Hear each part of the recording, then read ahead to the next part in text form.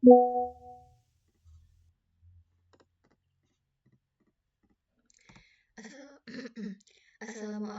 warahmatullahi wabarakatuh. Perkenalkan, nama saya Syifa Nur Medina, NPM 2235107009 dari kelas 5B. Di sini saya akan mempresentasikan tugas mengenai dasar pemrograman mobile, tugas ketiga. Yang pertama itu belajar dasar pemrograman JavaScript array.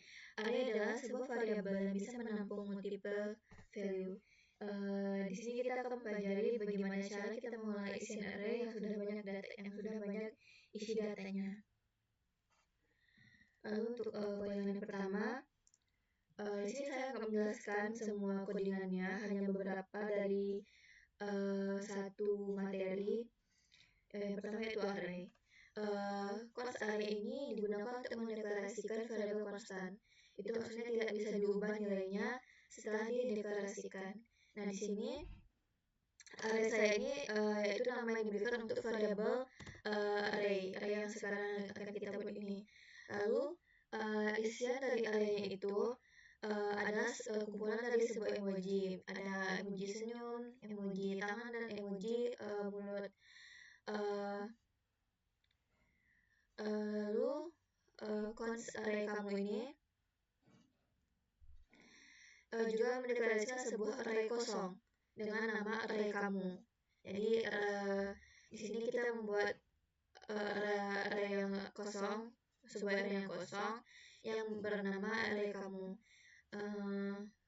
Kurung siku yang tersedia di samping array kamu itu yang kosong itu maknanya bahwa array ini belum terisi. Lalu di sini kita menambahkan elemen ke dalam array dengan nama array kamu itu dengan cara mengakses indeks tertentu. Array kamu dalam kurung siku 0 artinya kita memasukkan emoji bunga mawar pada indeks ke-0 dari array kamu itu. Begitu juga dengan baris berikutnya, kita menambahkan nanas dan tanda silang pada indeks ke-1 dan ke-2. Console.log itu kita gunakan untuk mencetak output ke konsol. Biasanya itu terlihat di browser developer tools. Nah, lalu kita mencetak seluruh isi dari array kamu itu ke konsol dengan membuat array dengan new array. Lalu cara lain untuk membuat array yaitu new array adalah konstruktor untuk membuat objek array. Array kita ada nama yang diberikan untuk array baru ini. Seperti sebelumnya, kita menambahkan elemen ke dalam array kita dengan cara mengakses indeks tertentu. Perhatikan bahwa pada baris ke-16 kita menambahkan elemen pada indeks ketiga, meskipun indeks kedua belum terisi. Ini sah dalam JavaScript, dan elemen pada indeks kedua akan memiliki nilai undefined. Di sini kita akan hanya mencetak elemen pada indeks ke-1 dari array yang dengan nama array kita itu, yaitu tanda silang. Jadi ketika kita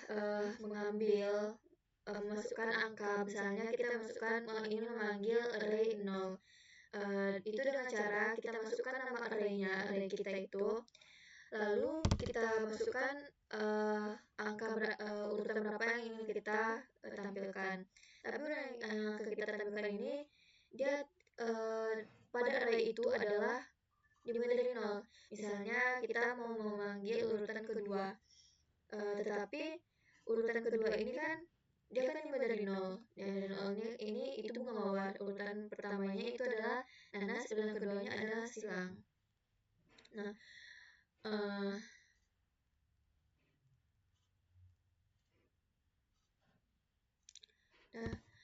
lalu selanjutnya itu adalah function.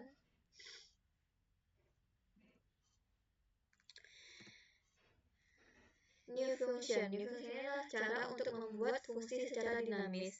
Kita memberikan string yang berisikan parameter dan kode yang akan dieksekusi di dalam fungsi nantinya. X dan Y ini adalah parameter yang akan diterima oleh fungsi sub1.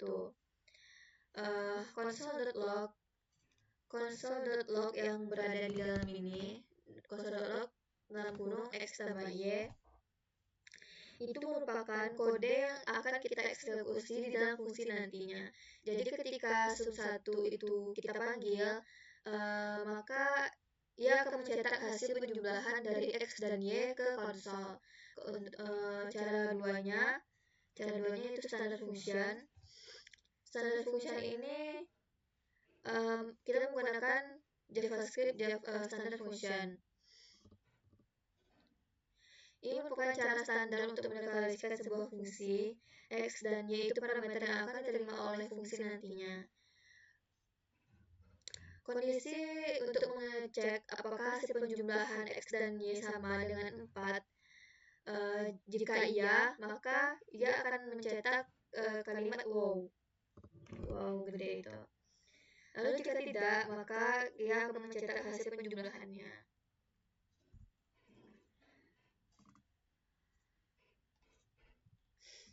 Lalu cara tiganya itu konsum 3. Ini merupakan deklarasi sebuah fungsi arrow atau fungsi panah bernama sum3. Fungsi ini menerima dua parameter X dan Y. Ini merupakan sintaks singkat untuk mendefinisikan fungsi arrow.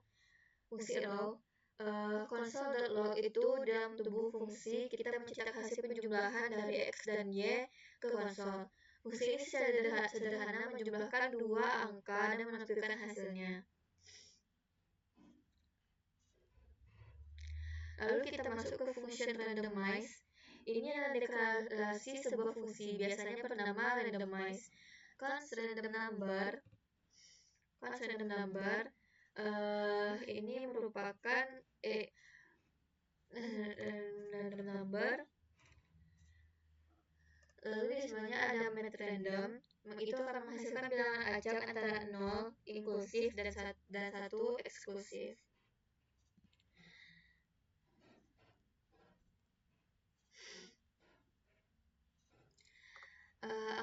Angka 1000 di sini ia akan mengalihkan bilangan acak dengan 1000 untuk mendapatkan bilangan acak antara 0 dan 999. Operator bitwise not yang digunakan di sini untuk membulatkan ke bawah bilangan desimal menjadi bilangan bulat.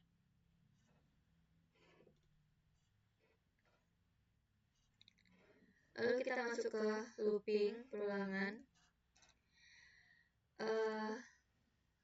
Let z ini akan mendeklarasikan variabel z dengan nilai awal 1.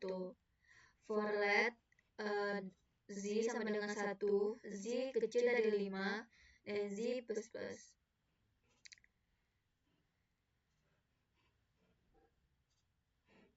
Z sama dengan 1 ini merupakan inisialisasi variabel z.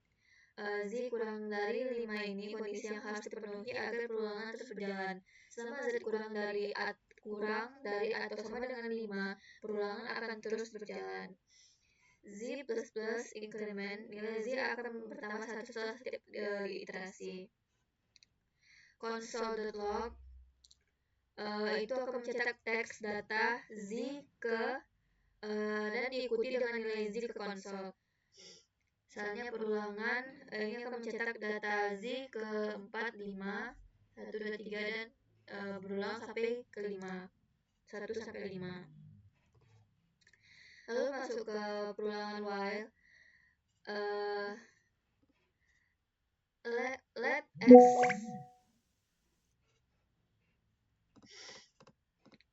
Let x sama dengan 10 ini akan mendeklarasikan variabel x dengan nilai awal 10. While x kurang dari 5 ini adalah kurang dari 5. Inilah struktur dasar perulangan while. Selama kondisi x kurang dari 5 benar, perulangan akan terus berjalan.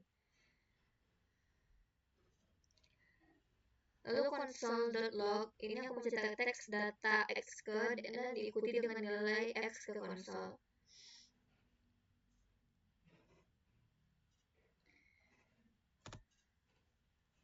Lalu x plus plus itu increment nilai x. Perulangan ini tidak akan berjalan sama sekali karena kondisi x kurang dari 5 sudah salah sejak awal. Nilai x adalah 10. Lalu masuk ke do while. Ini adalah struktur dasar perulangan do while. Untuk kode di dalam do akan dijalankan setidaknya sekali. Kemudian kondisi while akan diperiksa. Jika kondisi benar, perulangan akan berulang.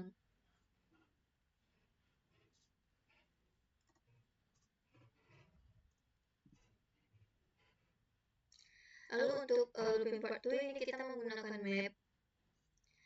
Misalnya di sini ada cons pacar saya dengan nama pacar saya yang berisikan indeks Agnes, Putri, Marino, Angela, dan Vexana. Nah, untuk membuat sebuah array konstan yang tidak bisa diubah nilai setelah dibuat yang bernama pacar saya. Array ini berisi beberapa nama sebagai stringnya.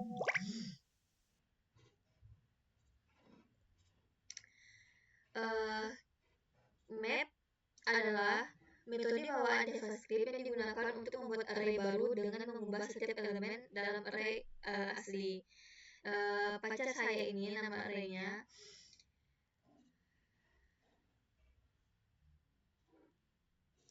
Ini merupakan parameter yang diterima oleh fungsi arrow yang diberikan ke map. Pacar mewakili nilai elemen saat ini dan indeks mewakili indeks elemen tersebut. Console.log dengan nama pacar indeks 1 ini mencetak nama pacar dan nomor urutnya yang dimulai dari 1 ke konsol. Cara kerjanya itu, metode map akan melakukan iterasi pada setiap elemen di array pacar saya. Untuk setiap elemennya, fungsi arrow akan dieksekusi. Inilah fungsi arrow nilai elemen saat ini dan indeksnya akan diteruskan ke console.log untuk dicetak. Indeks ditambah 1 karena indeks array dimulai dari 0, sedangkan kita ingin menampilkan nomor urut mulai dari 1. Selanjutnya itu adalah JavaScript asynchronous. Ini kita akan membuat sebuah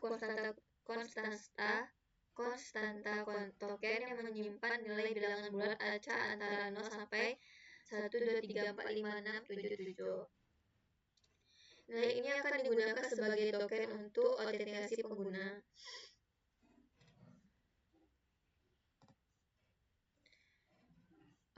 Konstruktur ini, constructors, di dalamnya terdapat indeks 1, 2, 3 GPG. Itu kita akan membuat sebuah array pictures yang berisi nama-nama file gambar. Array ini mungkin digunakan untuk tujuan lain dalam aplikasi yang lebih lengkap. Lalu baris ketiga itu function. Ini akan mendefinisikan sebuah fungsi login yang menerima dua parameter, username dan callback. Callback adalah sebuah fungsi yang akan dipanggil setelah proses login selesai, baik berhasil maupun gagal. Fungsi ini mensimulasikan proses login dengan menunda eksekusi selama 200 mili-detik menggunakan setTimeout. Jika username tidak sama dengan nama Dea Afrizal ini, maka fungsi callback akan dipanggil dengan argumen violet untuk mengindikasikan kegagalan login. Jika username benar, maka fungsi callback akan dipanggil dengan argumen sukses dan token yang telah dihasilkan sebelumnya. Fungsi getUser itu mendefinisikan sebuah fungsi getUser yang menerima satu parameter, yaitu token. Fungsi ini mensimulasikan proses pengambilan data pengguna atau API berdasarkan token yang diberikan. Fungsi ini juga menggunakan setTimeout untuk mensimulasikan penundaan. Jika token tidak ada, maka fungsi callback akan dipanggil dengan argumen violet untuk mengindikasi kegagalan. Jika token valid, maka fungsi callback akan dipanggil dengan argumen sukses dan objek yang berisi API. Mungkin sekian presentasi dari saya. Apabila banyak kesalahannya, banyak kurangnya, saya minta maaf. Assalamualaikum warahmatullahi wabarakatuh.